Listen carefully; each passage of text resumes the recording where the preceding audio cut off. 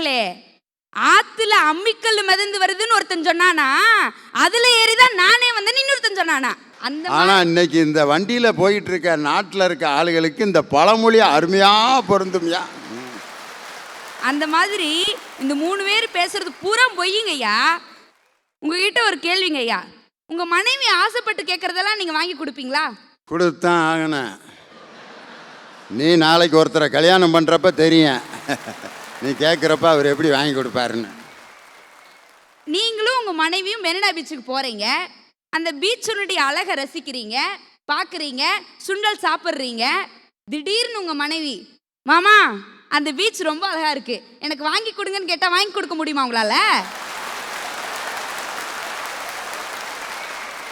என்னப்பா என்ன மெரினா பீச்சில் விற்கிற வேர்க்கல்லையா வாங்கிட்டு வர்றதுக்கு?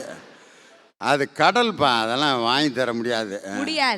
அதே மாதிரிதான் நடுவரவர்களே, திரைப்படத்திற்கு போகலாம், பார்க்கலாம், ரசிக்கலாம், உங்களுடைய பொழுதுகளை கழிக்கலாம்.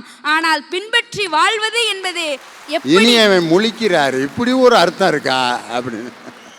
எப்படி மெரினா பீச்சை விலை கொடுத்து வாங்க முடியாதோ அதே போல்தான் திரைப்படத்தையும் பின்பற்றி வாழ முடியாது. இதுதான் எங்களுடைய வாதம்.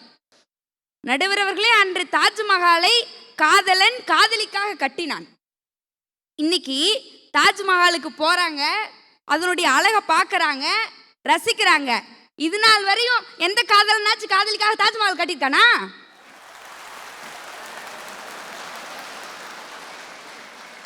பார்த்துட்டு சந்தோஷமா வந்திருக்கான், அவ்வளவுதான். முடியாது நடுவரவர்களே. அதே போல்தான் திரைப்படத்தையும் பின்பற்றி வாழ முடியாது. இதைத்தான் நாங்க சொல்றோம், வேற ஒன்னும் குற்றம் ஒன்றும் நாங்க சொல்ல கிடையாது. திரைப்படத்தோட பேராவது பின்பற்றி வாழ்ற மாதிரி இருக்குதாங்கய்யா. சிங்கம், புலி, சிறுத்தை, குரங்கு, கொடூர குரங்கு, குரங்கு கையில பூமாலை, பிச்சைக்காரன், பரதேசி, இதுதான் இன்னைக்கு திரைப்படத்தோட பேருங்க. அதில் சிங்கம் 1, சிங்கம் 2, சிங்கம் 3, அடுத்து பிச்சைக்காரன் 2, இப்போ அடுத்து வரப்போகுது பரதேசி 2 வரும். ஒன்று இப்போ 2ஆம் பாகம் 3ஆம் பாகம் ஓட்டிக்கிட்டு இருக்காங்க. இப்படி அதனுடைய திரைப்படத்தினுடைய பேருங்களும் பின்பற்றி வாழ முடியல. சரி, அதை விடுங்க. பாட்டாவது எண்டம்மட ஜிமிக்கி கம்மல் அப்படின்னு ஒரு பாடல் ரிலீஸ் ஆயிருக்குங்கய்யா. எண்டமோட ஜிமிக்கி கம்மல், எண்டமோட ஜிமிக்கி கம்மல்,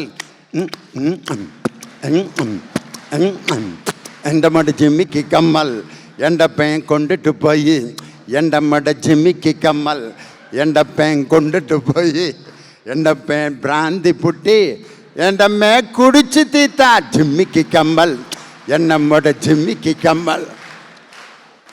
எவ்வளோ அந்த பாட்டு ஓடிக்கிட்டு இருக்குன்ட்டு இப்போ அந்த கைதட்டிலே எனக்கு தெரிஞ்சு போச்சு. இவ்வளவு அழகா பாடுனீங்களே, அதையும் கேட்டு நீங்க ரசிச்சீங்களே, அதோட அர்த்தம் என்னன்னாச்சு உங்களுக்கு தெரியுமா? எங்க அம்மாவோட ஜிமிக்கி கம்மலை எங்க அப்பா எடுத்துட்டு போய் அதை வித்து சாராய் பாட்டில் வாங்கிட்டு வர்றான், அதை எங்க அம்மா திருடி குடிச்சிட்டா. எவ்வளவு இதெல்லாம் பார்த்தா ரசிக்க முடியாதுமா பாட்டெல்லாம். எவ்வளவு கலாச்சார சீர்கேட்டினுடைய உச்சகட்டம் அல்லவா இந்த பாடலினுடைய வரிகள். பாட்டு இப்படிங்கய்யா, வசனத்தை எடுத்துக்கங்க.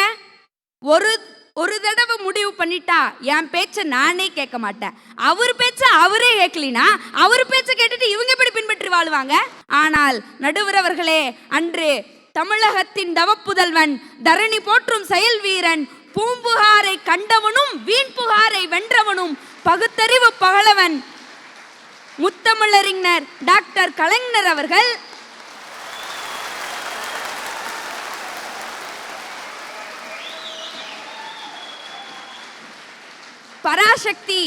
பராசக்தி படத்திலே அற்புதமாக வசனத்தை எழுதியிருப்பார். நீதிமன்றத்திலே சிவாஜியை குற்றவாளி கூண்டிலே நிற்க வைத்திருப்பார்கள். அப்போது அரசு வக்கீல் கூறுவார், குற்றவாளி யார் யார் வழக்கிற்கோ வாதாடுகிறார் என்று.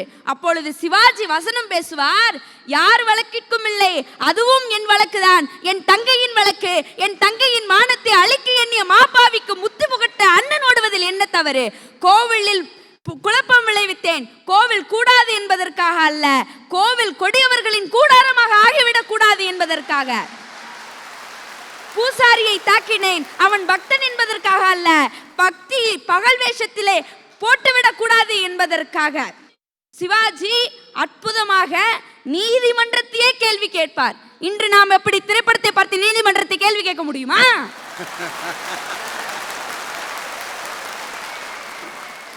கேட்க முடியாது.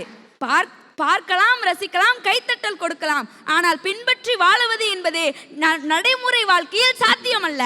சகோதரிகளாக பார்க்க வேண்டிய இளம் பெண்களை காதலிகளாக பார்க்க வைத்தது இந்த திரைப்படம். பெற்றோர்களை எதிரிகளாக காட்டியது இந்த திரைப்படம். திருட்டினுடைய வகைகளை கற்றுக் கொடுத்தது இந்த திரைப்படம். நகைச்சுவை என்ற போர்வையில் பொய்யை மனித பண்பாக மாற்றியது இந்த திரைப்படம்.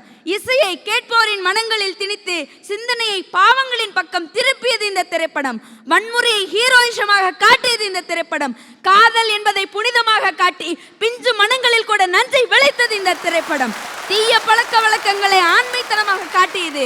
ஃபேஷன் என்ற பெயரில் பெண்களை அரைகுறை ஆடைகளுடன் வீதியில் திரிய விட்டது இந்த திரைப்படம். உண்மையை சொல்கிறோம் என்ற பெயரிலே வன்புணர்ச்சியை வளர்த்தது இந்த திரைப்படம். வியாபார நோக்கத்திற்காக சமூக ஒற்றுமையை சீர்குலைத்தது. ஒழுக்கக்கேட்டை தவிர இந்த திரைப்படங்களில் வேறு எதுவுமே கிடையாது.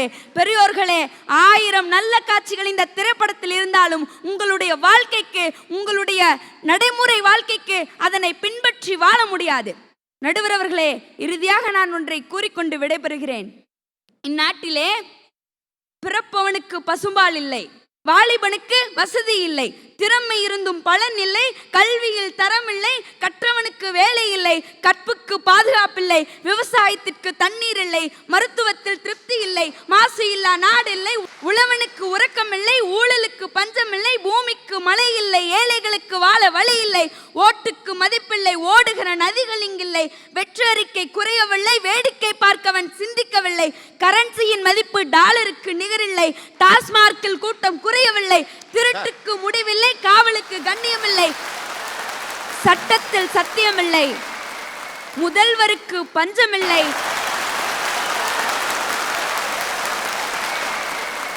முதல்வருக்கு பஞ்சமில்லை, செயல் தலைவரிடம் ஆட்சி இல்லை, அதனால் வாழ வழி இல்லை. இப்படி வாழவே வழி இல்லாத போது எப்படிங்கய்யா திரைப்படத்தை பின்பற்றி வாழ முடியும்? யோசியுங்கள். வாய்ப்பளித்த அத்துணை நல்லுள்ளங்களுக்கும் எனது மனமார்ந்த நன்றியை தெரிவித்து விடைபெறுகிறேன்.